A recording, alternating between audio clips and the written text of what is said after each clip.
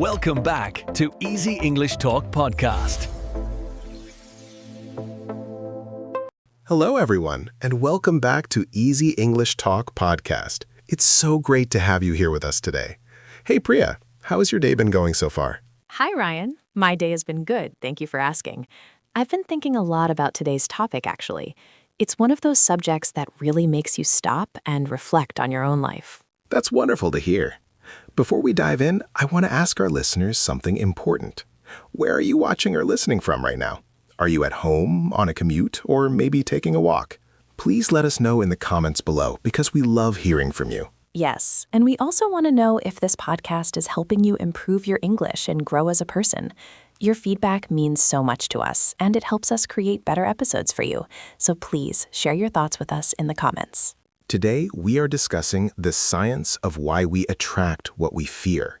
And I think within the first minute of listening to this episode, you'll understand exactly why you clicked on it. We all have patterns in our lives where the very things we're afraid of seem to keep showing up repeatedly. This episode will help you understand the science behind this pattern and give you practical tools to break free from it. This is such a powerful topic because so many people notice this in their own lives but don't understand why it happens. Someone who fears rejection might find themselves in situations where rejection keeps occurring. Someone who fears failure might repeatedly experience setbacks. And the question everyone asks is, why does this keep happening to me? Exactly. And that's the core problem we need to explore first. People often feel like they're cursed or unlucky when these patterns repeat. But there's actually a scientific explanation for why our fears seem to become our reality.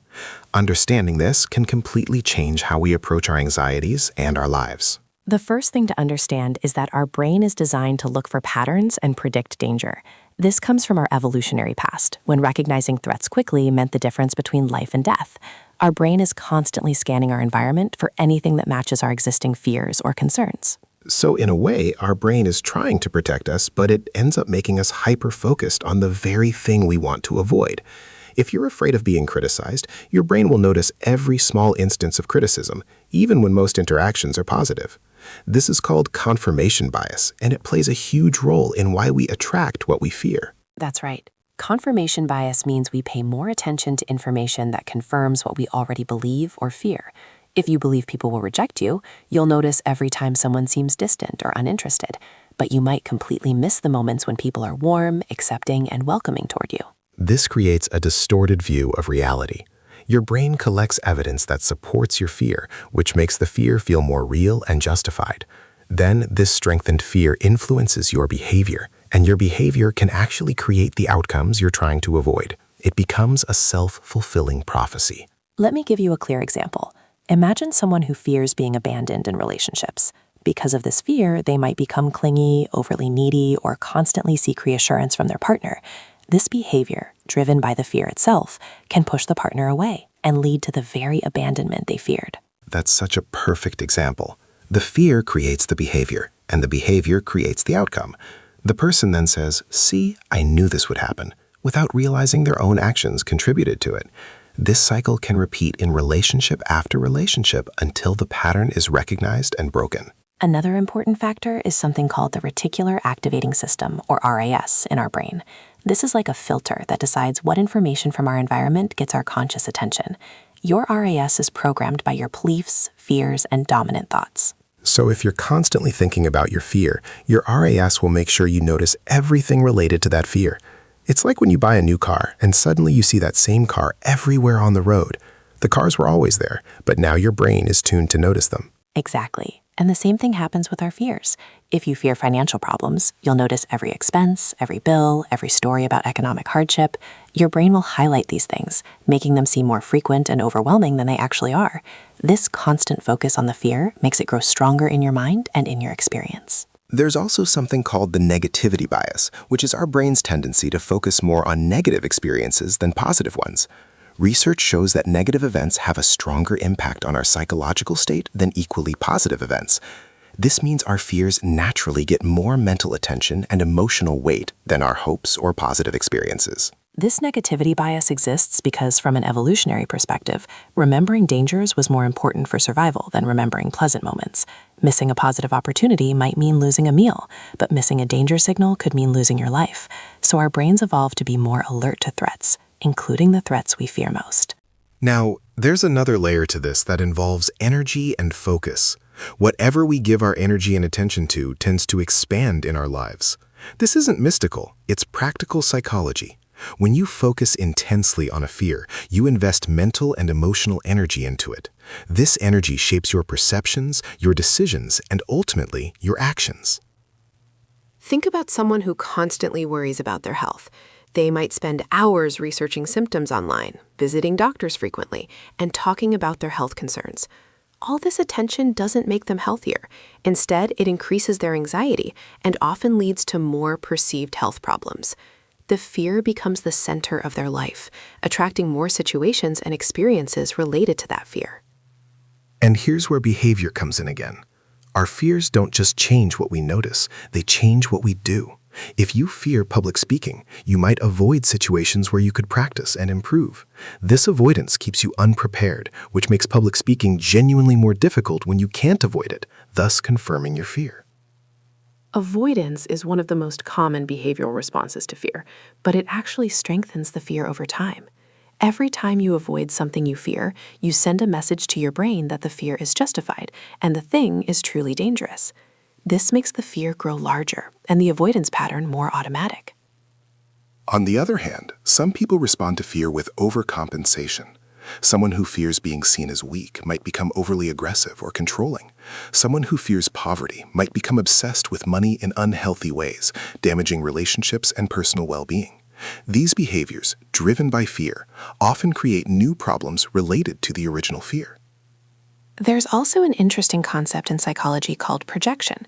When we have a strong fear, we sometimes project that fear onto others or onto situations. For example, if you fear betrayal, you might interpret innocent actions by others as signs of betrayal.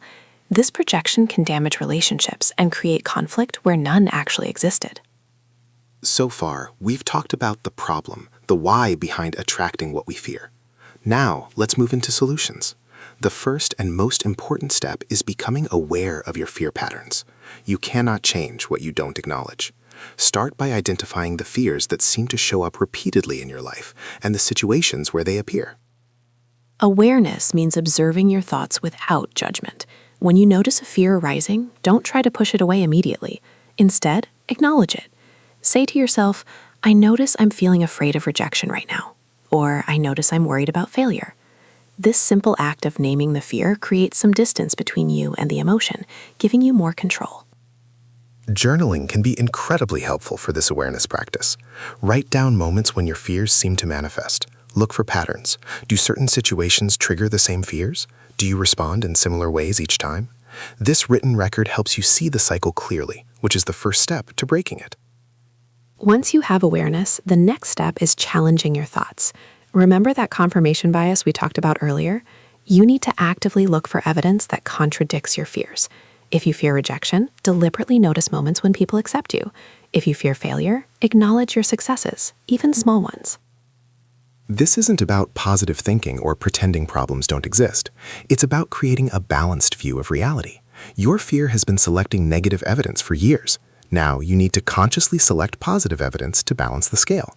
Over time, this practice rewires your brain to see a more accurate, less fear-dominated version of reality. Another powerful solution is gradual exposure to your fears. This is a well-established psychological technique called exposure therapy. Instead of avoiding what you fear, you intentionally expose yourself to it in small, manageable doses. This teaches your brain that the feared thing is not as dangerous as it believes. For example, if you fear social rejection, you might start by saying hello to a stranger, then having a brief conversation, then attending a small gathering. Each small exposure that doesn't result in disaster weakens the fear's grip on you. Your brain learns through experience that the fear was exaggerated, and the anxiety gradually decreases. It's important to start small with exposure. Don't jump into your biggest fear right away. Build confidence through small successes first. Each time you face a fear and survive, you're rewriting the story your brain tells about that fear. You're replacing the narrative of danger with a narrative of capability and resilience. Changing your behavior is equally crucial. Remember how fear-driven behaviors often create the outcomes we fear? If you can identify these behaviors and consciously choose different actions, you break the self-fulfilling prophecy. Someone who fears abandonment might practice healthy independence instead of clinginess. Someone who fears criticism might practice accepting feedback gracefully. This requires self-control and mindfulness.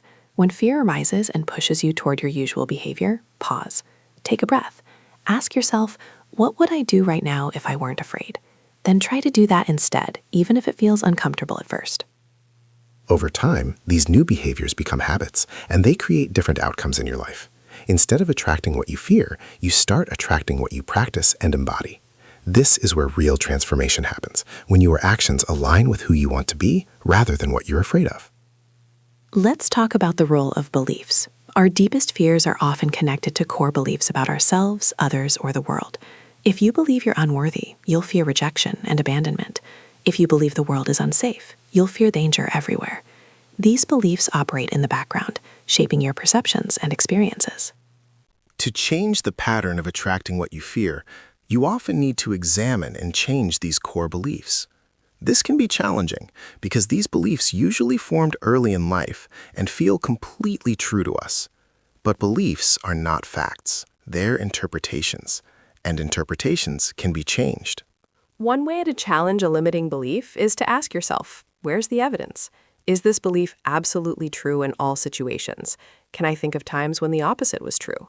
What would I tell a friend who held this belief about themselves? These questions help loosen the grip of the belief and create space for new, healthier beliefs to form. Another approach is to create affirmations or new belief statements that counter the old belief. But here's the key. They need to be believable. Don't jump from "I'm worthless" to "I'm amazing" overnight. Try something like "I'm learning to value myself" or "I'm discovering my worth." These feel more honest and achievable. Repetition is important when installing new beliefs. Your old beliefs became strong through years of repetition. New beliefs need the same treatment. Repeat your new belief statements daily, especially when evidence supports them. Over time, these new beliefs will start to feel as real as the old ones did. Let's discuss the power of focus and attention. We said earlier that what you focus on expands. This means you have a choice about where to direct your mental energy. Instead of focusing on your fears, focus on your goals and desires. This doesn't mean ignoring real problems, but it means not dwelling on worst-case scenarios. When you catch yourself obsessing over a fear, gently redirect your attention to something constructive. What action can you take right now? What are you grateful for? What do you want to create in your life? This redirection trains your brain to spend less time in fear mode and more time in creative, solution-focused mode. Meditation and mindfulness practices are excellent tools for managing attention and reducing fear's control over you. Meditation teaches you to observe your thoughts and emotions without getting swept away by them. You learn that a fearful thought is just a thought, not a command or a prediction of the future. Even just 5 or 10 minutes of daily meditation can make a significant difference over time. You become less reactive to fear and more responsive to life. You create a space between the fear and your reaction. In that space, you have freedom to choose a different response. Another important solution is building self-trust. Many of our fears persist because we don't trust ourselves to handle difficult situations. We fear rejection because we don't trust ourselves to recover from it. We fear failure because we don't trust our ability to try again. Building self-trust means proving to yourself, through action, that you can handle challenges. Every time you face a difficulty and come through it, your self-trust grows. Keep a record of challenges you've overcome. When a new fear arises, remind yourself of past situations you thought you couldn't handle, but did. This evidence of your resilience becomes a powerful tool against fear.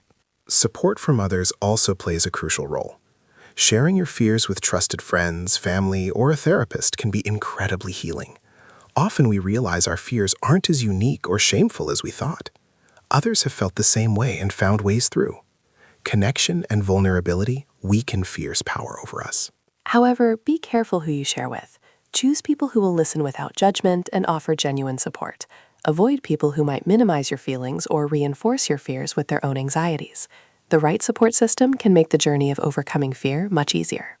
Let's address the physical side of fear. Fear isn't just mental, it creates physical sensations in the body. Learning to manage these physical responses can reduce fear's intensity. Techniques like deep breathing, progressive muscle relaxation, or physical exercise can all help. When your body is calm, it's much harder for fear to take hold. Deep breathing is particularly effective because it activates the parasympathetic nervous system, which counteracts the stress response. When you feel fear rising, try breathing in for 4 counts, holding for 4, and breathing out for 6. This simple practice signals to your brain that you're safe, reducing the fear response. Regular exercise also reduces baseline anxiety levels. Physical activity releases endorphins and reduces stress hormones. People who exercise regularly tend to be more resilient to fear and anxiety. It doesn't have to be intense. Even a daily walk can make a meaningful difference. Sleep is another crucial factor. When we're sleep deprived, our brain's fear center becomes more reactive. We're more likely to perceive threats where none exist and less able to regulate our emotional responses. Prioritizing good sleep hygiene supports your efforts to manage fear. Now, let's talk about reframing. This means changing the story you tell yourself about your fear and your experiences. Instead of seeing fear as an enemy or a weakness, you can reframe it as information or even as a guide. What is this fear trying to protect you from? What does it reveal about what matters to you? For example, fear of rejection reveals that connection matters to you. Fear of failure reveals that achievement or growth matters to you. When you see fear as pointing toward your values, it becomes less of a monster and more of a messenger. You can thank the fear for caring about what you care about, then consciously choose how to move forward. Another reframe is seeing challenges as opportunities for growth rather than threats. This is called a growth mindset. When something difficult happens, instead of thinking, "This proves my fear was right," think, "This is a chance to build resilience." This shift in perspective changes your entire relationship with fear and difficulty. It's also helpful to practice self-compassion. When you notice yourself attracting what you fear, don't beat yourself up about it. Shame and self-criticism only strengthen fear. Instead, treat yourself with the same kindness you'd offer a good friend. Acknowledge that you're human, you're doing your best, and you're learning and growing. Self-compassion doesn't mean making excuses or avoiding responsibility. It means being honest about your struggles while remaining kind to yourself. Research shows that self-compassion actually increases motivation and resilience more effectively than self-criticism. It creates a safe internal environment where change becomes possible. Let's discuss the concept of detachment. This doesn't mean not caring. It means not being controlled by outcomes. When you're attached to a specific outcome, fear of not getting it becomes overwhelming. Detachment means doing your best and accepting whatever comes. This reduces fear's power because you're no longer desperately trying to control everything. Detachment comes from trusting the process of life and trusting yourself. You know that even if things don't go as planned, you'll be okay. You'll learn, adapt, and continue. This trust makes you less vulnerable to fear. You can pursue your goals without the constant anxiety that comes from needing everything to work out perfectly. Another important practice is gratitude. When you regularly acknowledge what's good in your life, you shift your focus away from fear. Gratitude and fear cannot occupy the same mental space at the same time. Gratitude opens your awareness to positive aspects of reality. This doesn't mean ignoring problems, but it means maintaining perspective and not letting fear dominate your entire outlook. A simple gratitude practice is writing down 3 things you're grateful for each day. They don't have to be big things. Noticing small moments of beauty, kindness, or comfort trains your brain to see beyond fear. Over time, this practice genuinely changes your baseline emotional state and your perception of life. We should also talk about the importance of purpose and meaning. When you have a strong sense of purpose, fear becomes less controlling. You're willing to face fears because something bigger than your comfort matters to you. Purpose gives you courage and perspective that pure self-focus cannot provide. Ask yourself, what really matters to me? What do I want to contribute to the world? What kind of person do I want to become? When you have clear answers to these questions, daily fears seem smaller and more manageable. You're not avoiding fear perfectly, but you're moving forward despite it, guided by something meaningful. It's also worth recognizing that completely eliminating fear isn't the goal. Fear is a natural human emotion that sometimes provides useful information. The goal is preventing fear from controlling your life and creating self-fulfilling prophecies. The goal is responding to fear wisely, rather than being driven by it unconsciously. Healthy fear keeps you safe. It's the exaggerated, repetitive fears that create problems. Learning to distinguish between helpful fear and unhelpful fear is important. Helpful fear says, be careful when crossing the street. Unhelpful fear says, Everyone will reject you, so don't try. One protects you, the other limits you unnecessarily. As you work on these solutions, be patient with yourself. Changing deep patterns takes time. You might have been attracting what you fear for years or even decades. It won't change overnight. But every small step matters. Every moment of awareness, every new choice builds toward lasting change. Track your progress, not to judge yourself, but to stay encouraged. Notice when you handle a fear differently than before. Celebrate when you choose courage over avoidance, even in small ways. These victories accumulate. They prove to you that change is possible and that you're capable of it. Remember that setbacks are normal and don't erase your progress. You might have a week where old patterns return strongly. This doesn't mean you failed. It means you're human, and growth isn't linear. What matters is that you notice the pattern, learn from it, and continue moving forward. One more practical tool is visualization. Your brain responds to vivid mental imagery almost as strongly as to real experiences. Spend time visualizing yourself handling feared situations calmly and successfully. See yourself being rejected and responding with dignity. See yourself failing at something and getting back up with determination. These mental rehearsals prepare your brain for different outcomes. They create new neural pathways that support courage and resilience. When the real situation comes, you've already practiced a positive response mentally, making it more likely you'll respond that way in reality. Visualization is a powerful tool athletes and performers use, and it works for overcoming fear too. Also, consider the people you spend time with. Are they supporting your growth or reinforcing your fears? Fearful people tend to project their fears onto others. Courageous people inspire courage. Surrounding yourself with people who face their fears and live boldly can significantly influence your own relationship with fear. This doesn't mean abandoning friends who struggle. It means being intentional about who influences you most closely.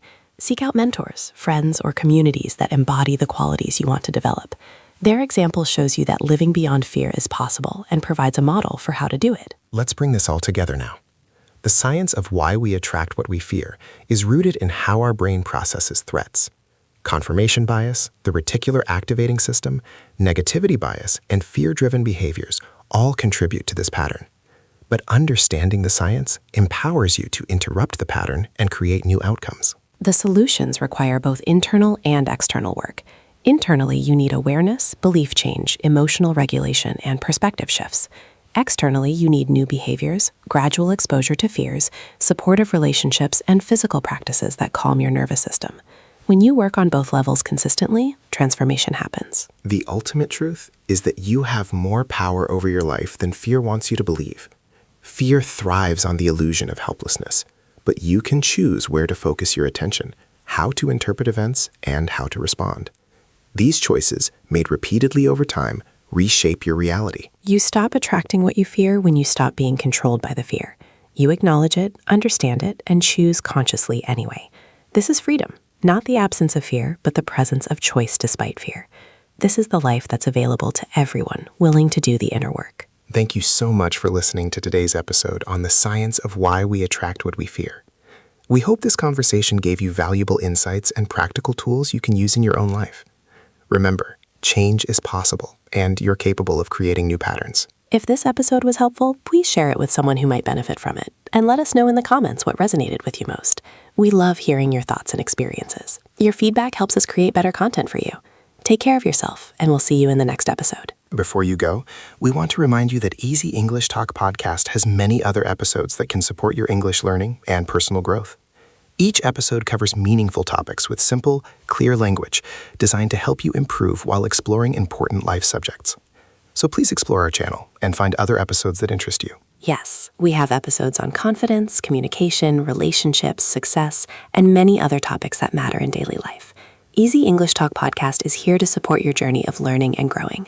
Thank you for being part of our community, and we'll talk to you soon.